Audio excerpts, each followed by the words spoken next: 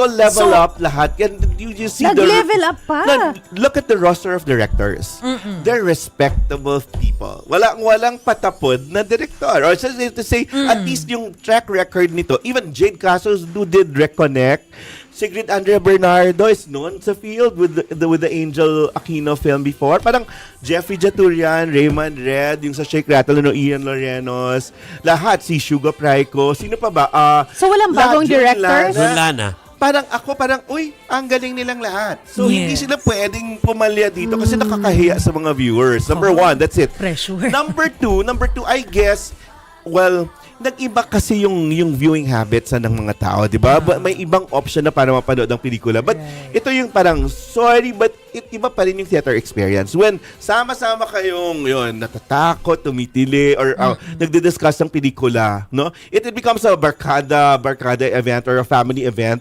At yun, reunion event na rin sa loob ng sinihan. Oo, pwede nagagawa sa bahay pag nanood kayo ng pelikula. But it's different when you watch it during the Christmas season. So ako yung pagbabalik ng mga tao sa sinehan. Plus, ngayon, hindi na sapat para sa mga artista na mag-press con ka at magparada ka tapos na magbakasyon ka na.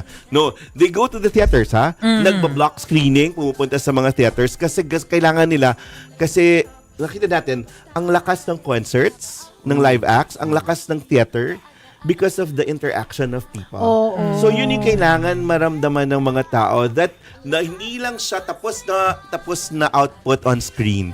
But they want to see an interaction with the people who made those films.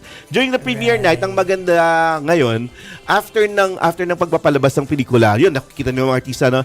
Meron pa ring talk-back session. So they can ask the stars and the filmmakers questions.